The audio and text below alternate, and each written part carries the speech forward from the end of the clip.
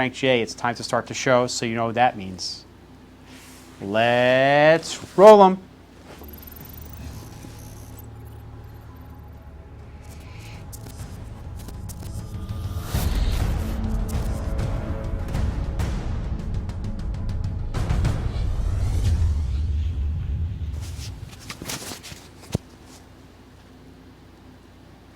Welcome to Anatomy of an Entrepreneur. My name is Cliff Sobel, host and founder of the Streamcast Network and host of Anatomy of an Entrepreneur. We have an exciting show for you today. We're going to take care of a little housekeeping first, and then we're going to introduce our guest, who is part of the hottest topic around, as Lori Kay says. Is that true, Lori? It is. So this show... and I'm thinking of changing this up because I don't really want them for a sponsor anymore, is brought to you by My Instant Office. If you need a desk, a chair, a conference room, you just need a place to work. Come on in, sit down, and get to work. We rent by the day, the week, the month. And this show is also brought to you by the Huntington Chamber of Commerce. Lori Kay. Yes, sir. Did you know that the Huntington Chamber of Commerce is the largest chamber of commerce on Long Island? I do know that. Oh. I know. Sorry. Was I supposed to act surprised? Well, how did you figure that out? How did you know? Because you say it every Monday at 5:32. Oh, and you say that. I do. Yeah, you do. And I once went to the associate director of the Huntington Chamber of Commerce, Courtney Bynum. And I said, Courtney, I need something to say about the chamber. I need something succinct, something inspirational, something motivating, something that would drive people to want to join the chamber. And she said, Cliff, just tell everybody it's the best darn chamber in the world. And that's all she wrote. So today we have on a fascinating guest. I mean, we have all walks of life here. We've had on everybody from a Guinness Book World Record holder to a lawyer who opened the first American law office in Moscow in 1990 as the wall was coming down. Today is no different. Today we have on not just a surgeon, but a surgeon, you know, I found out more about him, more than he knows that I know, that he really cares about people. And also, he happens to be a really good businessman. And I thought it'd be important to have somebody on not only who's been successful in a career, but also talk about maybe the business side of what he does. And I thought that'd be really great to do. We have on Dr. Charles Thompson III. He is a general and also bariatric surgeon, which I think is a great topic to discuss. Charles, Dr. Do you want me to call you Charles, Dr. Thompson? Charles is fine. Dr. T. Charles, yes. I really appreciate you being on the show today. Absolutely. Thank you for having me. It's going to be a lot of fun, as you can tell already from our pre-show. So, I want to start with a picture of you. Uh-oh. That actually you supplied me with. Tell me about this picture. This picture, let's see, I was probably around 4, maybe 5. So this is around, let's just say, mid-80s. This is in Washington, D.C., in the backyard of our church at the time.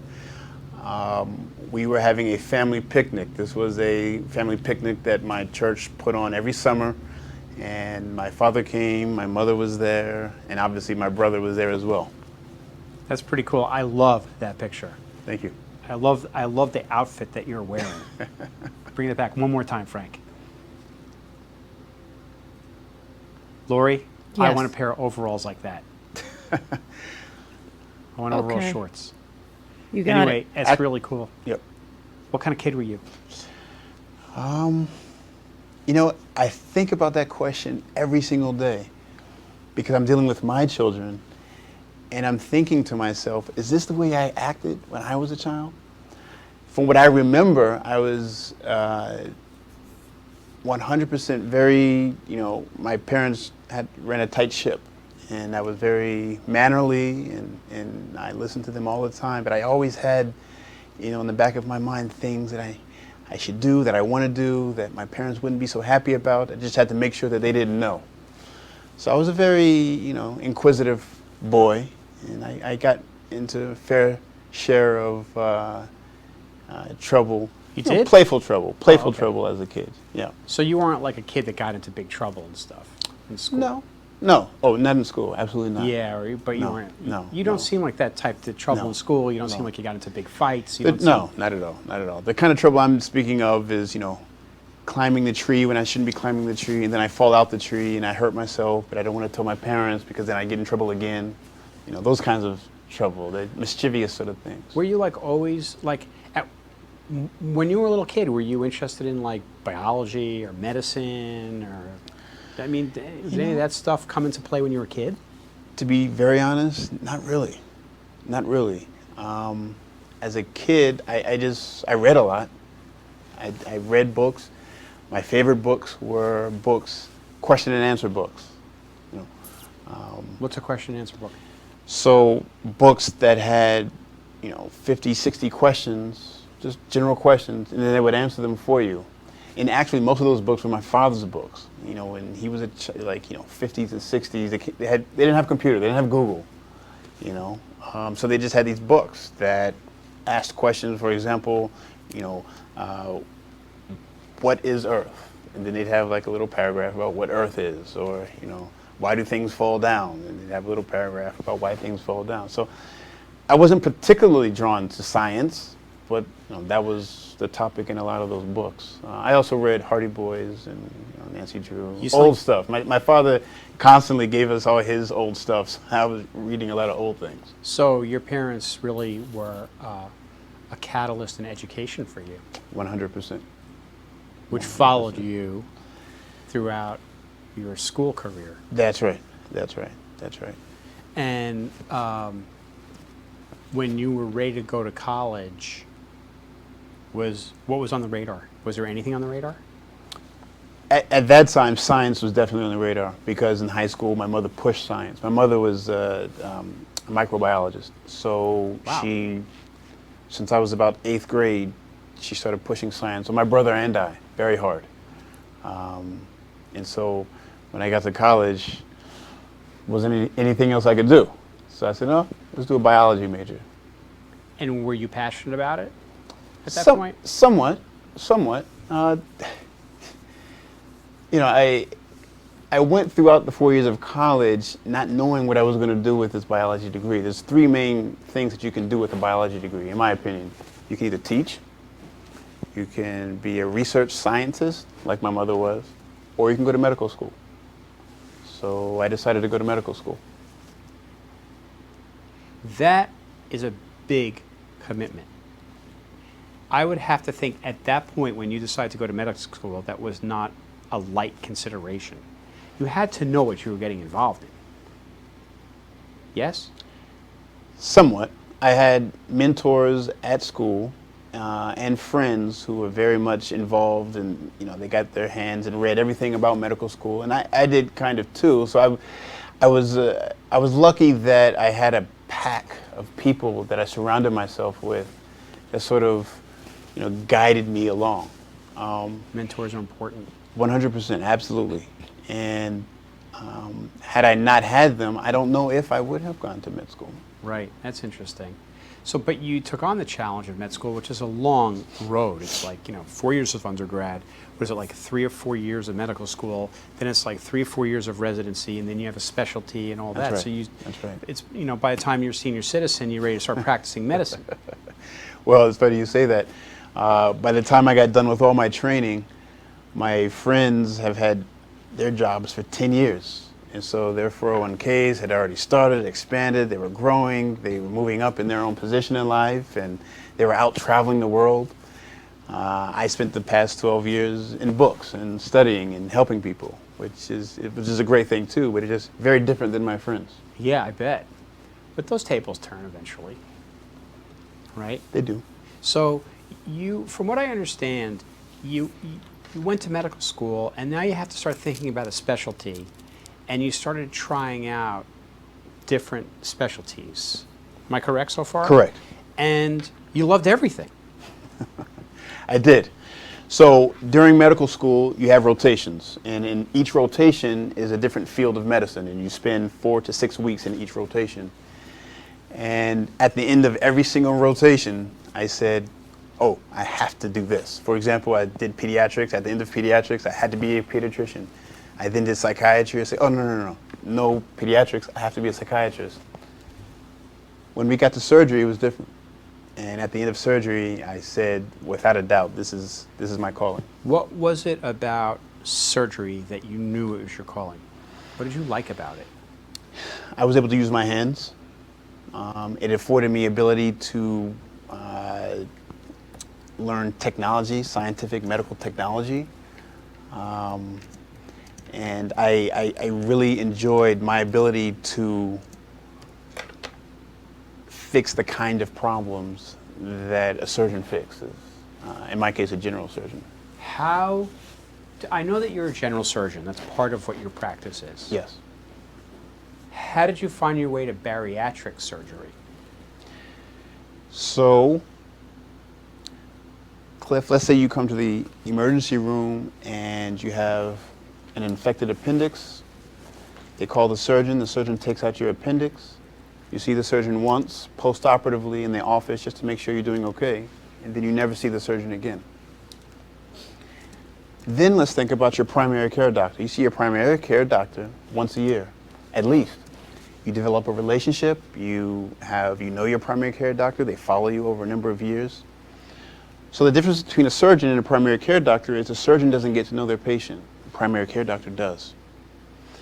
But with bariatric surgery, there's at least 4 to 5 months before the operation where the patient has to come back and forth to the hospital. You get to learn about your patient, know your patient, develop a relationship.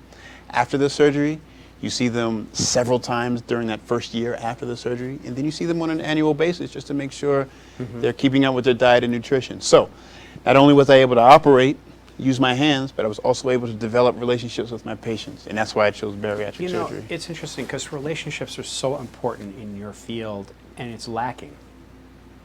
Maybe it's changing now a little bit, but it's always lacked a little bit.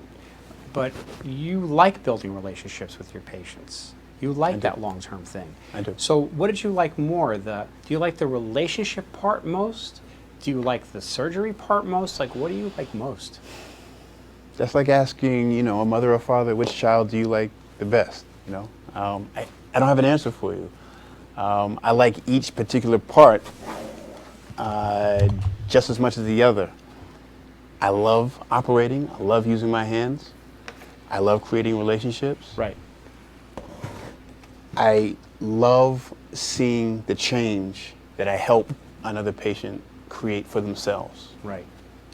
Patients come to me, they are obese, they have other medical conditions. After I help them, and along with their own help, they are not obese. Those medical conditions, some of them go away, and they have a completely different outlook on life. And I see it, whenever I see them, I see it in their face. And this is where I want to start digging into the bariatric stuff, because I think a lot of us, we don't even know much about it. When you hear bariatric surgeon, someone thinks lap band.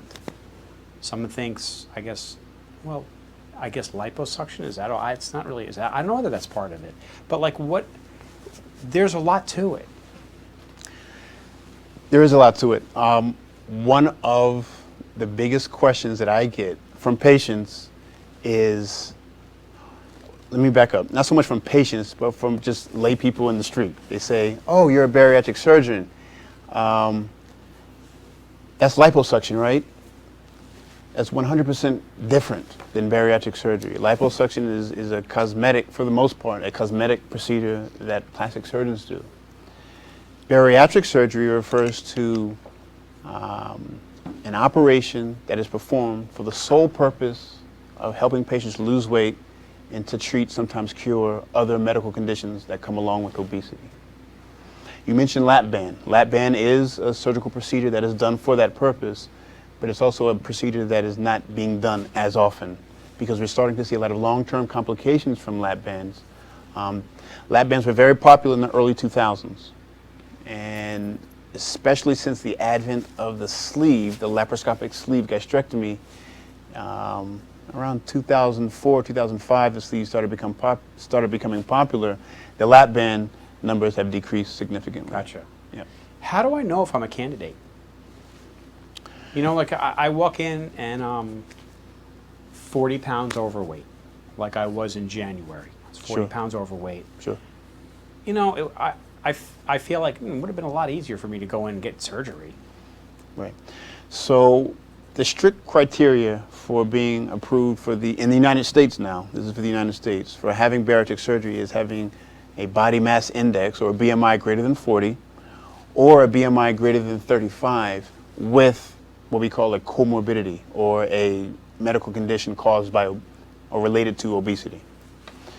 40 pounds overweight for someone might be different BMI than 40 pounds overweight for someone else. So we go by a standard using a BMI, and the BMI is calculated based on your height and your how much you weigh. So I don't know. Do you have a question? Yeah, I do. So I have a question from Lori Blumstein, and she wants to know, when you meet a patient and you go through all the options, do you let the patient decide which one they want, or do you say, hey, I think this is the best one, and if they don't agree with you, how do you deal with that? Excellent questions, Lori. I give patients, my job is to give out information, and I give out information as best as I am able to, risks, benefits. If the patient already has a certain procedure in mind, then there is some wiggle room as to which one I am able to and willing to perform. There are some procedures where I say I'm absolutely not willing to perform that procedure given your current BMI and your other medical comorbidities. So it really depends on the individual person. I hope that helps, Lori. Here's a question I have. I know people who have gone in for this, I guess the sleeve procedure, because that's the, excuse me, it's the sleeve procedure. And before you start with them, they actually have to lose weight before they go in for the surgery. Am I correct so far? Not anymore. It used to be that way, yes. Oftentimes insurance companies would deny approval for a procedure if they've seen that patients have lost weight before getting the surgery, because they say, well, why do we pay for this surgery if you're already losing weight? So that's why it's changed. So you don't have to lose weight, but you do have to be in a program that shows that you're at least trying to lose weight. Gotcha. And because I've noticed that some people lose like 30 pounds before they get the surgery, and then I scratch my head, like I guess like an insurance company, and I go, well, why do you want to get the surgery if you're already losing the weight? Yeah, yeah. So most bariatric surgeons will have patients on a 2-week liquid diet. And during that time, there have been patients to lose significant amounts of weight during that time. Some patients don't lose any weight during that time. So the reason why they sort of took out this requirement to lose weight was because there was no way to standardize losing weight before an operation. You can't say that just because you lost weight before the operation that you're going to continue to lose weight. And Gotcha. plus, that liquid diet is not healthy to extend for a long period of time. Right. You know, and then I know when you go for this surgery, it's not like snap, snap, I'm going to do this and everything's good. You now have to change your entire lifestyle. It's a big commitment, isn't it? Absolutely. How do you describe to us how you either ferret people out or help them set their expectations that this is a life-altering experience?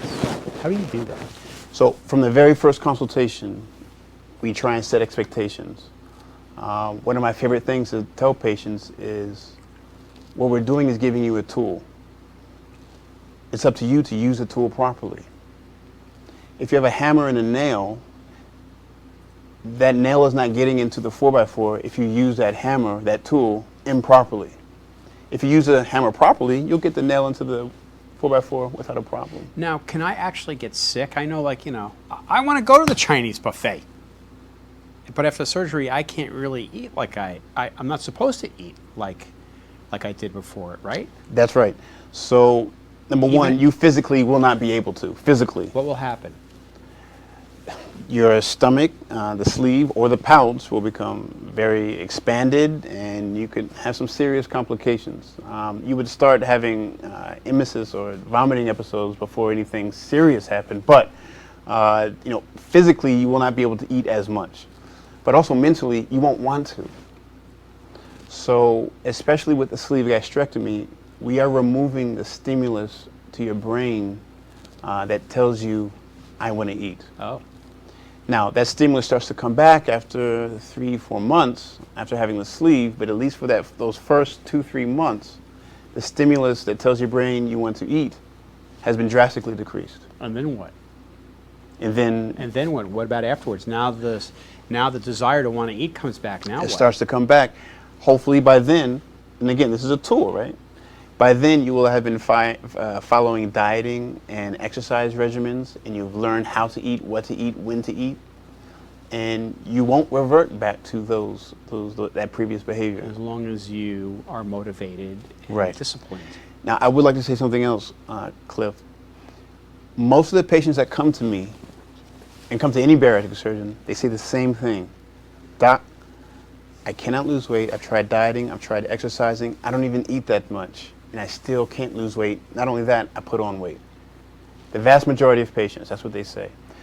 So in most patients, it's not so much they eat too much, because don't forget, surgery is the last step after you've tried everything else. People come to have surgery as a last resort. So they've tried dieting, they tried exercising, they've tried to be good and manage how much they eat. As we discussed before, there's many other factors involved with obesity that contributes to obesity in the population. So, I don't talk too much to patients about not eating too much. I don't have to. They've already tried that.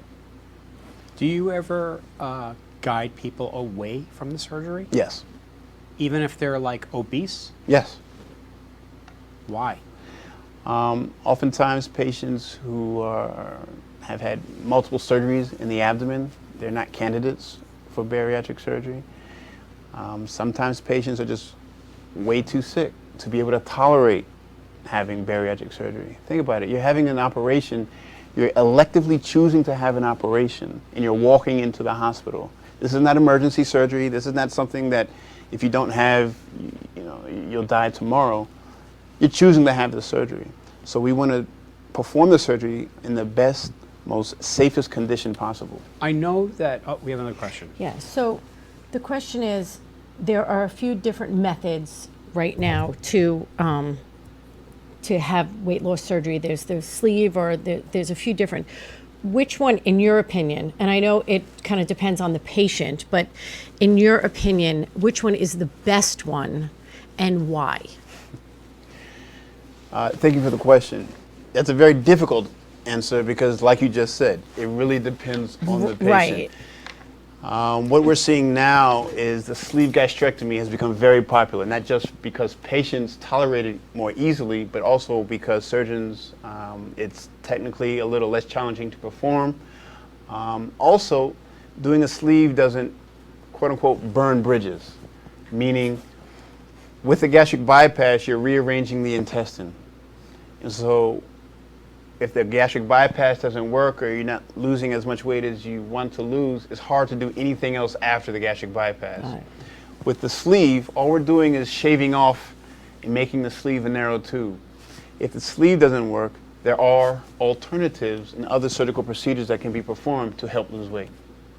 So if somebody was, let's say, an average of about 100 pounds overweight that had tried a few different things, would you say that if there were if there were no other health issues besides the fact that they were overweight, would that be something that you would recommend? And exactly when you say the sleeve, exactly what does that do? I mean, obviously it makes something that's large smaller, Yes. but does that get bigger over time?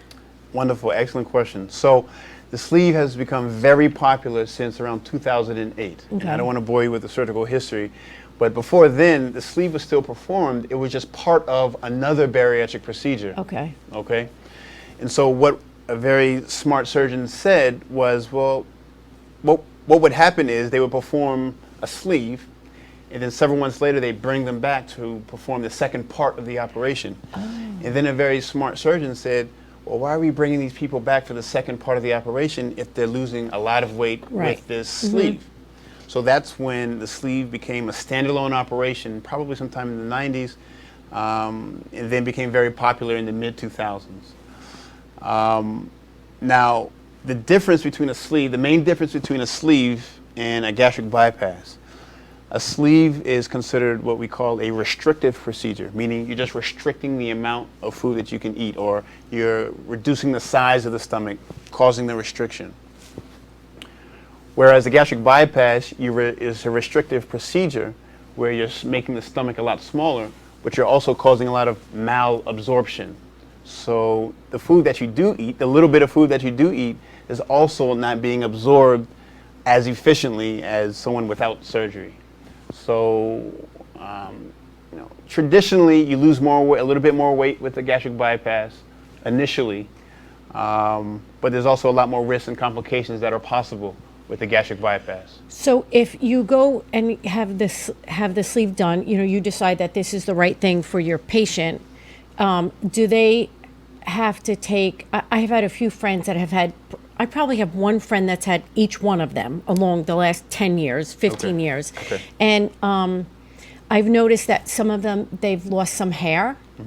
Some of them just look kind of pale. You know what I mean? Like, is there a, do you need to take vitamins afterwards? Is there, Sure. right? So Okay. both of those things that you just mentioned, the hair loss and the pale, or scientific, medical term, anemic looking, these are both. Is that what it's called? called I'm sorry, anemia. I'm like, It's called you don't anemia. look so good today. Being pale is called Right. usually because of anemia or low levels of iron Got in it. the blood. Okay. And with the gastric bypass in particular, you have to consistently check iron levels along with other vitamin and mineral levels in the body to make sure that you have the right appropriate levels. With the hair loss, we often counsel patients to take biotin, and there will be a period of hair loss, but eventually the hair does come back. Got it. So you're going out on your own. You're working for a practice and you're going Yes. out on your own. Yes. Are you going to add more consultative approaches as well to what you do, rather than somebody who comes in, you consult with them on the surgery, but rather helping other people out who you may not think are candidates for the surgery? Sure. So that's 100% in the plans. I'm being that I just opened the practice, Yeah. I'm going to strictly stick to what I know best, performing operations and consulting on surgical treatment of obesity. As the practice grows, I will start offering services with nutritionists Yeah, I just think and that's so bariatric important. medical doctors. Absolutely. Because, Absolutely. there are a lot of us, we don't need the surgery, Right. but we really need guidance, not just from some program or some drink or some mix, but somebody who really knows this stuff from the top down. And to have someone like you would be very important to teach the rest of us who don't always need to have surgery, what is it that we need to do? Right. Right. So, but what made you decide to go on your own? Scary. It is. It is. So first of all, I went back to school and I got my Master's of Business Administration. You went to NYU. Correct. I went to NYU and I finished last year. And to be honest, when I graduated, that's not when I decided to go on my own. When I graduated, I said, okay, I'm done. I'm going to use my knowledge and energy and perspective to help the current practice that I'm in. And then I woke up one day and I said, well, I'd rather do this my way. A big part of my upbringing, my parents always instilled helping others and serving.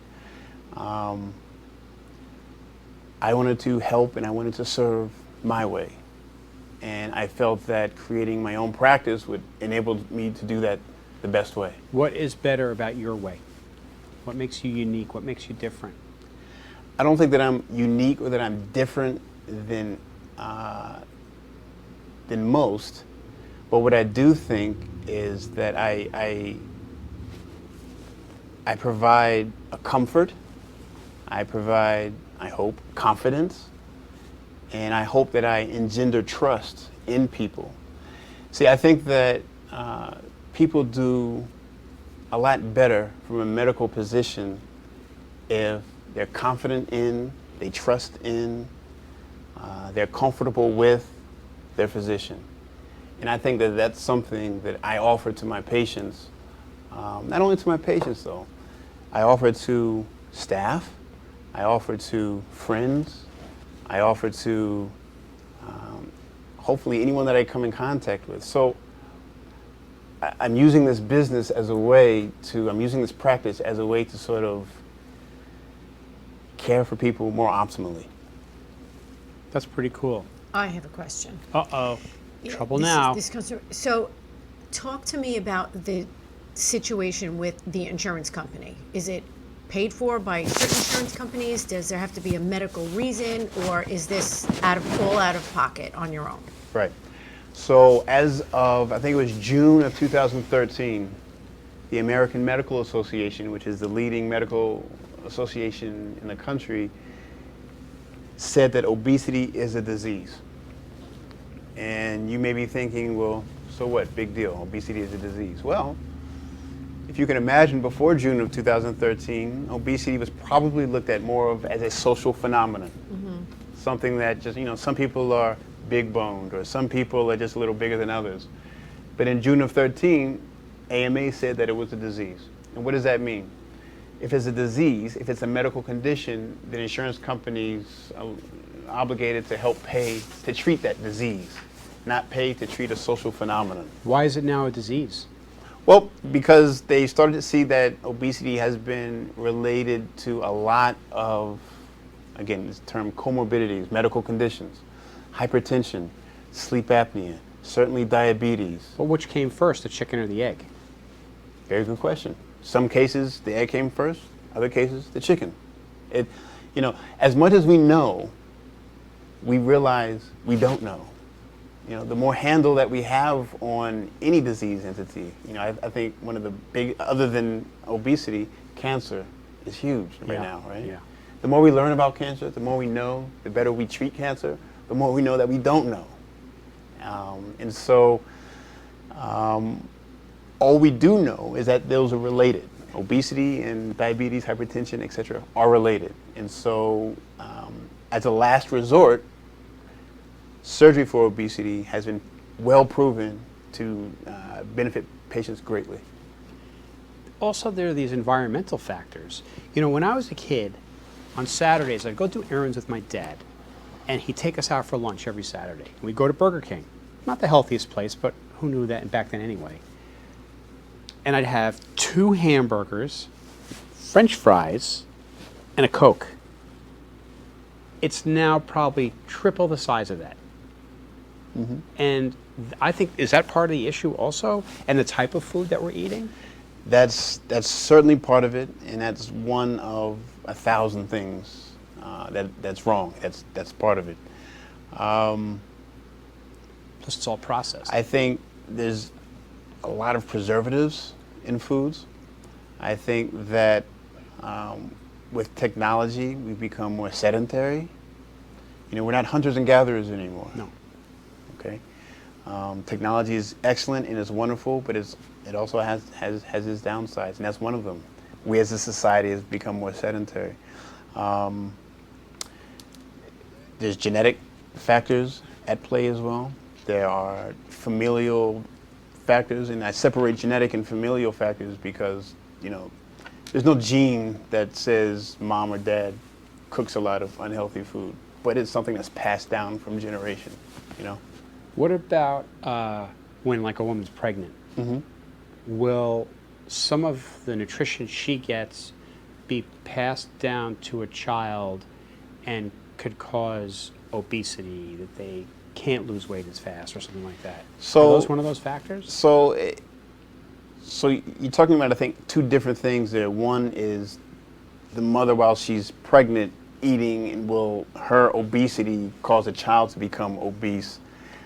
There may be some data to suggest that. I don't think there's a direct link. Right. I think more importantly is if the mom is obese and she's been used to eating a certain way, then she's more likely to pass that kind of behavior down. You said that you think you can help more by being on your own. So is part of what you're doing is getting inside your patients' heads to find out who they are as an individual, then to also know how to treat them as an individual? Well, I try to relate to my patients. And so in relating to patients, I think that helps make them more at ease. And I think it engenders, talking about trust again, engenders more trust in our relationship. And I think that there's better outcomes because they're more willing to adopt to the dietary and exercise regimen. They're more willing to buy in to this whole change of lifestyle that's taking place. I believe you're going to be very successful, but I also believe you're going to have a lot of challenges. How do you handle challenges, like rough challenges? You know, like now you're on your own. You don't bring home the bacon, you don't eat. Exactly. Preparation, and I try to prepare as much as I can. I'm not going to be prepared for everything, but I try to forecast, I try to predict, and hopefully it'll work out. How do you handle challenges, though? Like something very challenging? Talk, ask. Nothing is new under the sun. And anything that I'm going through, there have been hundreds that have gone through it as well. And I've been lucky where I have a network, and I'm still growing that network of people who I'm able to talk to, who are able to give advice and advisement. So that's how I handle challenges. How do you deal with failure? First of all, admission is step number one. You have to admit to yourself that you didn't have the outcome that you wanted, and then you learn from it. I don't spend much time dealing with failure. If a failure occurs, I learn from it, and I move on. Interesting. Lori, did you have another question? Of course, I had another question. Oh. So is there an age limit that you can start at to even for you to see a patient at? Because sometimes you see a 12 or 13-year-old that's obese, and I'm sure that's not the age, but is there an age that you can do this at? And has anybody ever had it done twice? So Wow. most of the procedures that are being performed are on adults, patients that are older than 18. There are centers that do perform pediatric bariatric surgery. Oh, wow.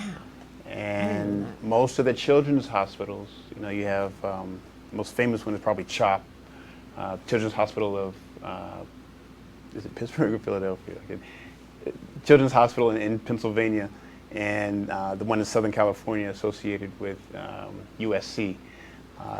There are pediatric bariatric surgeries that are being done, and they do them here on Long Island as well. I know St. Charles has done some, and Port Jefferson. Wow. And I imagine, I don't know for sure, but I imagine Cohen's Hospital here Children's associated. Hospital. Yeah. That must be a specialist. Well, there is the same criteria for children as there is for adults, with a few extra things. They want to make sure, most places want to make sure that growth plates have matured to a certain level.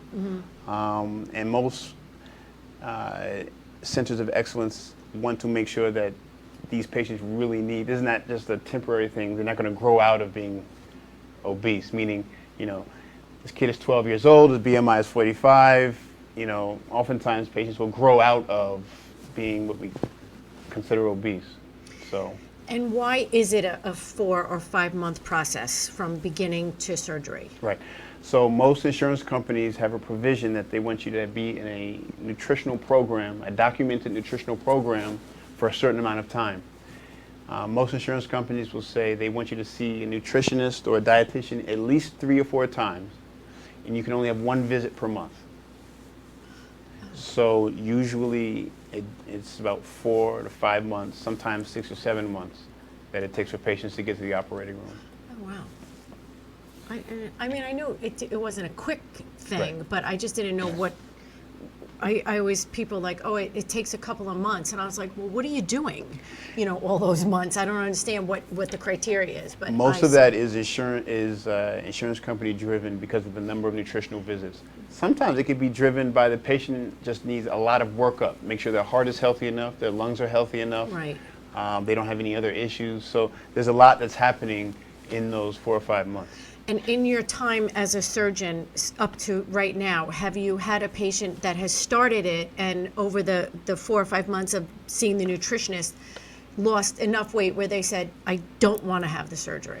That has happened once or twice. Right. Because as you can imagine, no one wants to have surgery if they don't No. have to. Right, right. So, patients, I think I've had a patient lose 50, 60 pounds just seeing the nutritionist, and they themselves said, you know what, I think I'm okay where I am. I don't want surgery. Which is great. Which is excellent. Well, that's- Which is excellent. you Surgery's win. always the last resort. Right, that's a win-win right there. That's right. Yeah. Interesting. That's a guy who really cares about his patients. That's the what?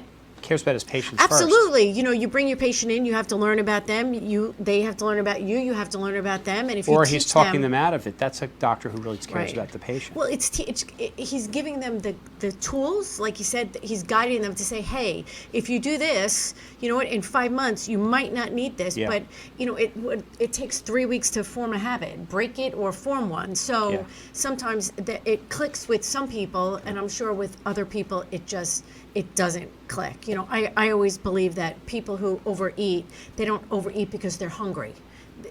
It's for another reason. So, you're eating something away, your heartbreak, your sorrow, your feelings, or whatever. But I don't think people eat because they're hungry, because you're just not. But so I think sometimes more it's of a mental thing, a psychological thing of why you're eating, and if you could tap into that. The first couple of months, and they're like, hey, I can handle this, then you don't have to have surgery. It's a win-win for you, and for them. That's Yeah. right. I want to do a little case study, Okay. if we could. Sure. So our technical director, Frank J. Parisi. That's Frank J. Parisi. He's obese. Are we pretending that I Frank don't is think obese? so.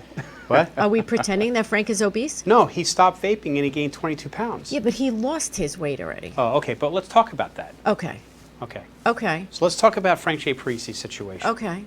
Frank, Yes. tell the good doctor here about what happened. Okay, so essentially I was vaping very often. The convenience of it was most of it, just always You in were my vaping hand. your food, Frank. Let's Ye- admit it. You were vaping food. Yeah. I think that's essentially what it was coming down to, was that as long as I was getting the nicotine, I wasn't worried about eating. So I eventually quit nicotine, and I wound up gaining like 16 pounds in, I don't even know how, it was like 3 or 4 weeks. And I was like, how is that possible? And I was like, maybe it was from the nicotine. Have you ever seen anything like that? So oftentimes when patients have something that they're doing or a substance that they're using, and it's I'm not saying that you had an addiction, but you did it a lot. Oftentimes when you stop that, you substitute that feeling you get from the nicotine with doing something else. Right. So you stop vaping, and did you increase your food consumption? I think there might have been some variation of like replacement. Sure. Because Sure. like I'd be working all day, have the vape in my hand at the desk, but Sure. I think then that kind of might have turned into like snacks at the desk instead of the vape. Sure, sure. Now, I will say this, Frank. What you experienced is a little different than the obese patient. I have no idea what your height and your weight is, but you're probably around a BMI of 28, 29 just by looking at you. And you're young. So, small things that you do, small things that you change in your life, you go up and down in weight. That's not an issue. Patients who are obese have been obese for years. And their metabolism is in a certain way where it just cannot revert back to being more efficient. The obese patients that need surgery.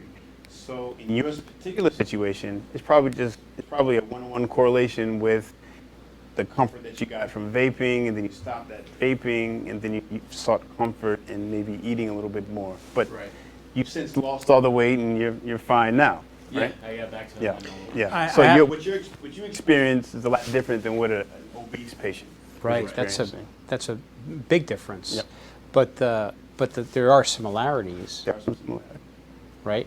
So, I mean, and what you're doing for the community is sorely needed. Sorely needed with obesity on the rise, which, you know, who knows whether it causes hypertension, you know, high blood pressure, cholesterol issues. I know for myself that when I was heavy, ask Lori, she said I was snoring like a freight train. And now it's cut down by what, 80%? I don't know if I'd go 80, but okay. Can I dream? How much has it cut down by? A lot. Yeah. Definitely Yeah, a lot. But it changes. And to have that kind of guidance is really important. So tell us, how can we find you? I am accessible online, my website, www.claritysurgicalny.com. I'm available on Instagram, Dr. Weight Loss NY. I'm available on Facebook. You can put my name in the search with weight loss surgery or bariatric surgery. I'm available on LinkedIn. I'm available on YouTube. So I'm on a number of different platforms. And where is your office? My office is in technically Huntington Station. It's in the township of Huntington at the intersection of 110 and Jericho, right across the street from Walt Whitman Mall. Oh, Oh, right yeah, I know there. exactly where you are. That's a pretty centrally located place. Yes. That's really cool. And do you have a whole big office all set up? And Funny you asked that. So as you know, I had just opened up the practice last week. We're still building out the location. So currently I'm subleasing some space in the same building, but not in the actual office. And if you go to the Instagram page, I have videos showing the build out. I have videos showing Cool. Everything. Well, I have to say, we wish you the best of luck. Thank you, Cliff. We definitely want to have you back on because we want to follow your journey of what you're doing. It'd be really cool to have you back. Thank you. You know what would be awesome is that if you could get a patient and we could Case follow study. you and the patient through the journey.